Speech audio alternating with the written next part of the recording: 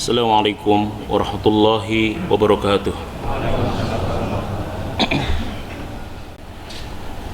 Innal hamdalillah nahmaduhu wa nasta'inuhu wa nastaghfiruh. Wa na'udzu billahi min shururi anfusina wa min sayyiati a'malina. May yahdihillahu fala mudilla lahu wa may yudlilhu fala hadiya lahu.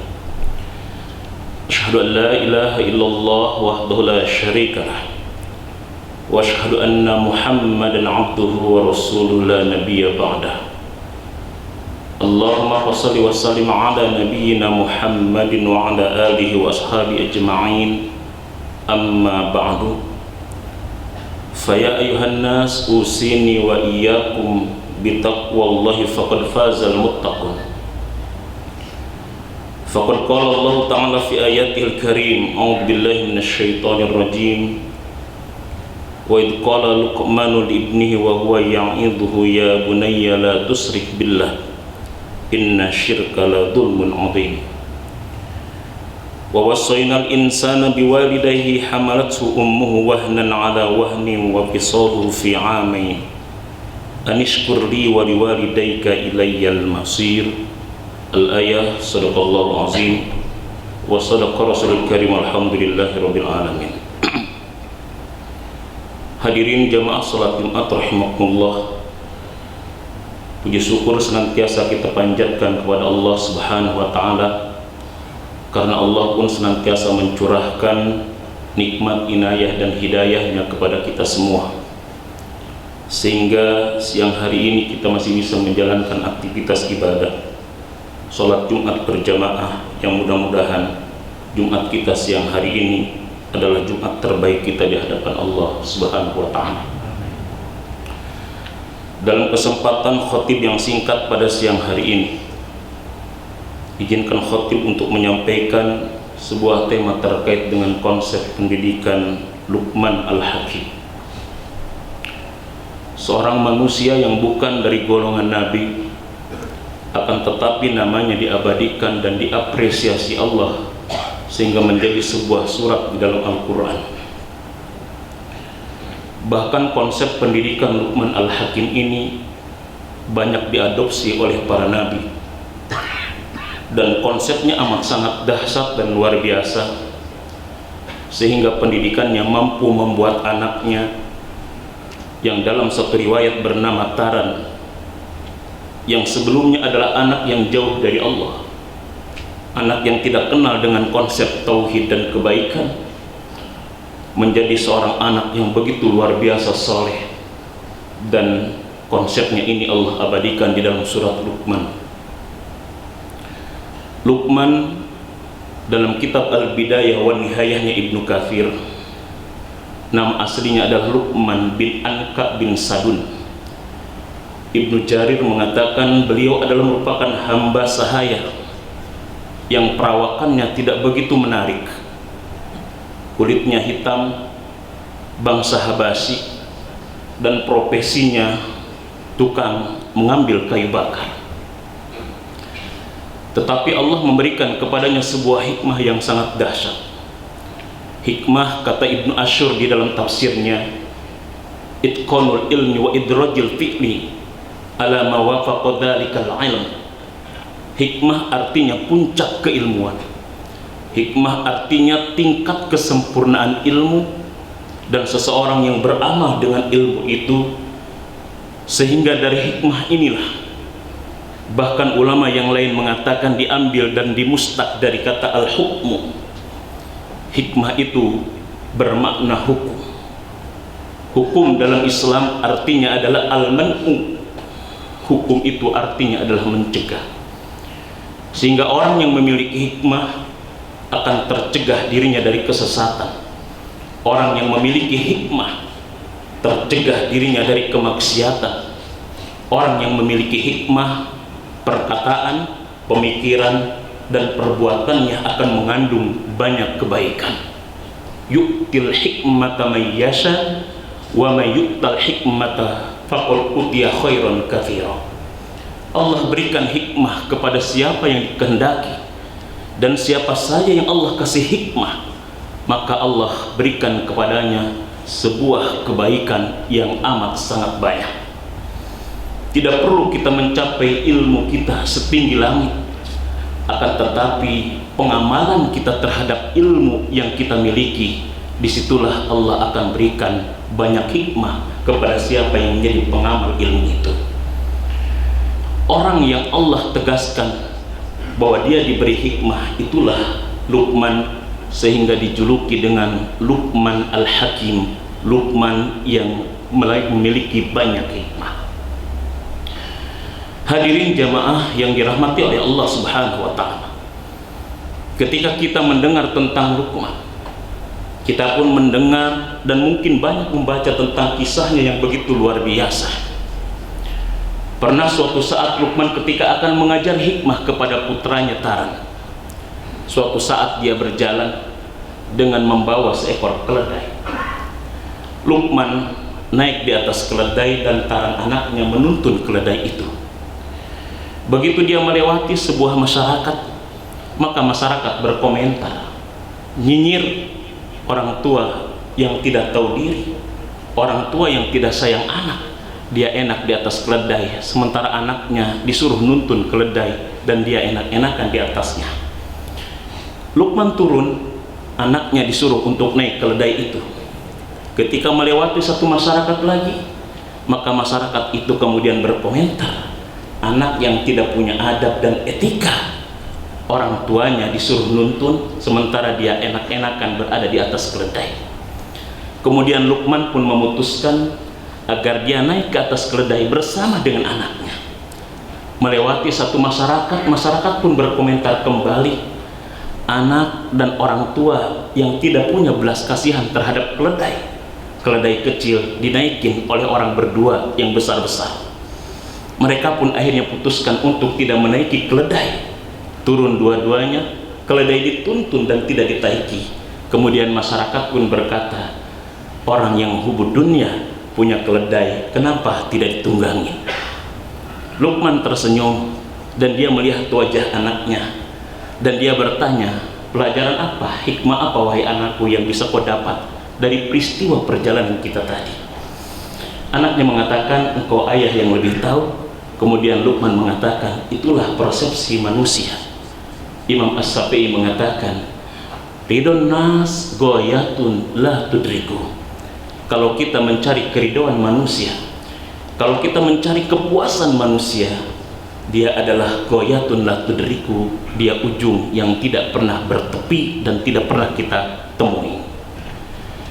Hadirin jamaah salat Jumat rahimakumullah, Dr. Amru Khalid di dalam kitabnya Al-Khawatir Al-Qur'aniyah, beliau menegaskan ada banyak sekali konsep pendidikan Luqman Al-Hakim.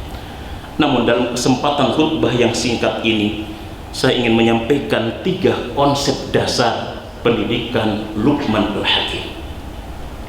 Dalam surat Luqman surat 31 ayat yang ke-13, konsep pendidikan Luqman yang pertama adalah, ya bunayya la tusyrik billah inna syirka la dzulmun adzim. Wahai anakku, jangan kau persekutukan Allah. Sesungguhnya mempersekutukan Allah adalah merupakan kezaliman yang sangat besar. Konsep pendidikan yang pertama adalah konsep tauhidullah, konsep pengesaan Allah, konsep untuk tidak menduakan Allah. Inilah konsep dasar pendidikan yang sebelum kita melakukan dan mempelajari pendidikan apapun, konsep tauhid semestinya sudah harus ditanamkan kepada peserta didik kita. Imam Al-Ghazali rahimahullah di dalam kitab Ihya Ulumuddin mengatakan bahwa ilmu dalam Islam itu terbagi kepada 2, bukan ilmu agama dan ilmu umum, akan tetapi ilmu fardu ain dan ilmu fardu kifayah. Sebelum kita mengkaji ilmu fardu kifayah, layaknya setiap pribadi muslim dia harus menuntaskan tentang ilmu fardu ainnya. Karena tidak sedikit umat Islam saat ini dia bergelar master dalam ilmu umumnya, dia bergelar doktor dalam ilmu umumnya, bahkan mungkin dia pun bergelar profesor dalam ilmu umumnya, tetapi dia amat disayangkan mungkin masih SMA dalam ilmu fardu ainnya. Dia hebat dalam ilmu fardu kifayah, tapi kadang-kadang dia minim dalam ilmu fardu ain. Sehingga ketika dia hebat dalam ilmu fardu kifayah, dia ahli dalam bidang kedokteran, dia ahli dalam bidang ekonomi, dia ahli dalam bidang filsafat politik dan yang lainnya, akan tetapi ilmu ainnya, ilmu fardu ainnya masih minim, sehingga ilmu fardu kifayahnya kurang begitu memberikan kemaslahatan kepada umat, kepada agama, bahkan tidak mampu mendekatkan dirinya kepada Allah. Ini adalah ilmu fardu ain, ilmu tauhidullah, mengesahkan Allah. Luqman Al-Hakim dalam mengajarkan konsep tauhid kepada anaknya, yang ini diabadikan dalam ayat yang ke-16-nya, beliau menyadarkan kepada anaknya tentang kontrol Allah dalam setiap aktivitas kehidupannya. Beliau menyadarkan anaknya bahwa hidup ini ada yang mengontrol, hidup ini ada yang melihat, dan sekecil apapun perbuatan, baik itu baik maupun buruk, Allah melihat, Allah mencatat, dan Allah akan membalasnya. Kesadaran akan kontrol Allah yang maha gaib ini adalah merupakan krisis yang terjadi ketika pada saat ini. Banyak di antara kita yang sadar dengan adanya kontrol CCTV, sehingga kita senantiasa takut dengan CCTV, takut dengan mandor, takut dengan atasan, takut dengan yang lain karena nampak. Tetapi kadang-kadang kita tidak takut dengan yang tidak nampak, baik itu Raqib dan Atid maupun Allah Subhanahu wa Ta'ala. Krisis saat ini adalah krisis kita keyakinan terhadap kontrol dari Zat yang maha gaib. Krisis kita saat ini krisis keyakinan terhadap pengawasan dari malaikat Raqib yang senantiasa mencatat setiap perbuatan kita, baik yang baik maupun yang buruk. Seandainya keyakinan dan kesadaran ini ada dalam setiap pribadi kita, rakyatnya, pejabatnya, maupun siapapun, alangkah indahnya kehidupan ini, sehingga setiap manusia mampu mengontrol dirinya, sehingga dia on the track dalam kehidupannya. Inilah konsep tauhid yang ditanamkan Luqman Al-Hakim kepada putranya. Luqman sadar bahwa ayahnya, bahwa dirinya tidak mampu mengontrol anaknya 24 jam, tapi begitu anaknya sadar terhadap adanya kontrol Allah, dia yakin bahwa anak ini akan on the track dalam kehidupannya. Yang kedua, konsep Luqman Al-Hakim di dalam ayat ini adalah tentang birrul walidain. Wa wassaynal insana biwalidayhi hamalathu ummuhu wahnan ala wahnin wa fisaluhu fi 'amain an nishkur li wa liwalidayka ilayyal masir. Ketika membahas tentang konsep birrul walidain, Profesor Dr. Abdul Karim Zaidan di dalam kitab beliau Al-Mustafad min Qasasil Quran mengkaitkan ayat ini dengan surat 17 ayat yang ke-23. Dalam surat 17 ayat 23, di situ kita bisa mengetahui tentang puncak bakti kepada orang tua adalah ketika seorang anak mampu membersamai orang tua ketika orang tua dalam kondisi yang sudah amat sangat tua. Wa qadara rabbuka alla ta'budu illa iyyah wa bil walidaini ihsana. Dan Allah telah perintahkan kepada manusia, wa qadara rabbuka alla ta'budu illa iyyah, agar tidak menyembah kecuali hanya kepada Allah. Wa bil walidaini ihsana, dan kepada kedua orang tua berlaku ihsanlah. Ulama tafsir dan ulama bahasa, beliau meneliti dan mengkaji di dalam redaksi ayat wabil walidaini ihsan, kepada kedua orang tua berlaku ihsanlah. Allah mengungkapkan kepada kedua orang tua dengan menggunakan huruf ba, wabil walidain, bukan wa ilal walidain. Padahal di dalam terjemahan Departemen Agama, wabil walidain diterjemahkan dan kepada kedua orang tua. Kepada biasanya diungkapkan dengan huruf ila, bukan dengan huruf ba.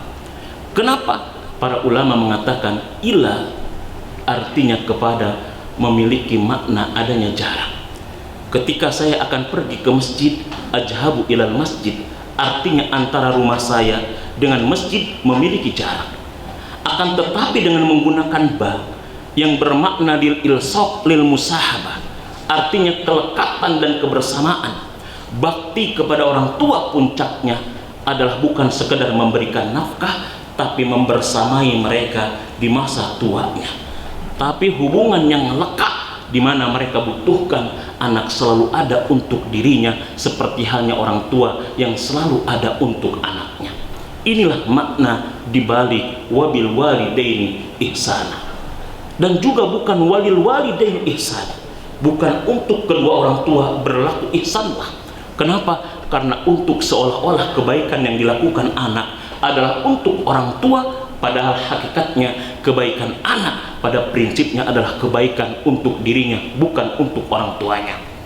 Bahkan ketika kita ingin mengetahui bagaimana bentuk ridho Allah yang konkret dalam kehidupan ini, di mana ridho Allah bentuknya adalah abstrak, maka ridho Allah yang konkret, yang bisa kita lihat, yang bisa kita rasakan adalah ridho Allah ketika ridho orang tua kepada kita. Ridho Allah fi ridho walidain wa suhtullahi fi suhtil walidain. Ridho Allah tergantung ridho orang tua kita, dan murka Allah amat sangat bergantung dengan murka orang tua kita. Hadirin jamaah salat Jumat rahimakumullah. Konsep yang ketiga dari pendidikan Luqman Al-Hakim adalah ahamiyatul ibadah, penting dan urgensi ibadah. Hadirin jamaah yang dirahmati oleh Allah Subhanahu wa taala. Allah memerintahkan manusia untuk ibadah, untuk mempertegas eksistensi dirinya sebagai manusia. Maka ibadah di dalam ayat dipanggil kepada manusia. Ya ayuhan nasu ubudu rabbakumul ladzi khalaqakum walladzina min qablikum la'allakum tattaqun. Hei manusia, sembahlah Tuhan kalian yang telah menciptakan kalian dan menciptakan orang-orang yang sebelum kalian. Khitab yang disebutkan dalam ayat ini, ya ayuhan nas, wahai manusia, artinya kita diperintahkan menyembah Allah. Artinya kita diperintahkan ibadah kepada Allah adalah untuk mempertegas eksistensi kita sebagai manusia. Karena ayat itu ditujukan kepada manusia. Silahkan kita tidak ibadah, silahkan kita tidak sholat, silahkan kita tidak puasa, silahkan kita tidak merasa terpanggil dengan ayat ini. Tapi satu syaratnya, kalau kita sudah tidak merasa diri sebagai manusia. Sehingga ibadah dalam Islam untuk mempertegas tentang kemanusiaan kita, untuk memanusiakan manusia. Bahkan ibadah dalam agama kita adalah merupakan kebutuhan asasi dan fitrah bagi manusia. Di dalam diri manusia ada fitrah ibadah, ada fitrah ubudiyah. Wa ma khalaqtul jinna wal insa illa liya'budun. Tidaklah aku ciptakan jin dan manusia melainkan untuk beribadah kepada Allah. Tujuan kita hidup, tujuan kita ada, tujuan kita diciptakan adalah untuk ibadah. Dalam ayat ini ibadah adalah kebutuhan primer, bukan kebutuhan sekunder, apalagi kebutuhan tersier. Akan tetapi konsep pendidikan barat sudah meracuni pemikiran kita. Ketika kita ditanya apa itu kebutuhan primer, kita tidak akan pernah lepas jawaban kita dari 3 SPP, sandang, pangan, dan papan. Sehingga tidak sedikit manusia pun yang stres dalam hidupnya, pusing dalam hidupnya memikirkan 3 hal itu. Akan tetapi kita tidak sadar bahwa dalam Islam ibadah, zikir adalah bagian daripada kebutuhan primer. Sehingga tidak sedikit manusia yang dia kacau galau hidupnya padahal rumahnya mewah, manusia yang tidak tahu arah padahal mobilnya bagus, manusia yang stres dan depresi padahal tabungannya banyak, depositonya banyak. Kenapa? Karena dia keluar dari tujuan hidup dan dia tidak melaksanakan fitrah kemanusiaannya. Dr. Abril dan Alexis Carrel, seorang neurolog dari Amerika Serikat, mengadakan sebuah penelitian bahwa semakin modern masyarakat dan suatu bangsa, ternyata tingkat stres dan depresinya semakin tinggi. Amerika adalah negara yang modern, negara yang maju secara fisik, akan tetapi tingkat kesetresan dan depresi manusianya jauh lebih tinggi lagi dibandingkan negara berkembang seperti kita Indonesia. Hasil kajian Dr. Alexis Carrel dan Abril, ternyata stresnya, depresinya masyarakat modern di Amerika disebabkan karena tidak punya waktu komunikasi dengan Tuhannya, tidak punya waktu untuk bermunajat dengan Tuhannya, tidak punya waktu komunikasi itu dalam bahasa agama kita, tidak punya waktu untuk ibadah kepada Tuhannya Allah Subhanahu wa taala. Ini 3 prinsip konsep pendidikan Luqman Al-Hakim yang seharusnya diadopsi oleh lembaga-lembaga pendidikan yang ada di negara kita khususnya maupun negara lainnya ketika kita ingin menciptakan dan melahirkan generasi-generasi yang disebut dengan generasi Luqman Al-Hakim. Hadirin jamaah salat Jumat rahimakumullah, mudah-mudahan khutbah singkat ini ada manfaatnya bagi kita semua. Barakallahu li wa lakum fil Qur'anil azim wa nafa'ani wa iyyakum bima fihi minal ayati wa dzikril hakim. Aqulu qawli hadza wastaghfiru innahu huwal ghafurur rahim. Alhamdulillah. Alhamdulillahilladzi arsala rasulahu bil huda wa dinil haqq yuzhiruhu 'ala ad-dini kullihi walau karihal musyrikun. Asyhadu an la ilaha illallah wahdahu la syarika lah wa asyhadu anna Muhammadan 'abduhu wa rasuluhu la nabiyya ba'da. Allahumma shalli wa sallim 'ala nabiyyina Muhammadin wa 'ala alihi wa ashabihi ajma'in, amma ba'du. Fa ya ayyuhan nas ittaqullaha haqqa tuqatih wa la tamutunna illa wa antum muslimun.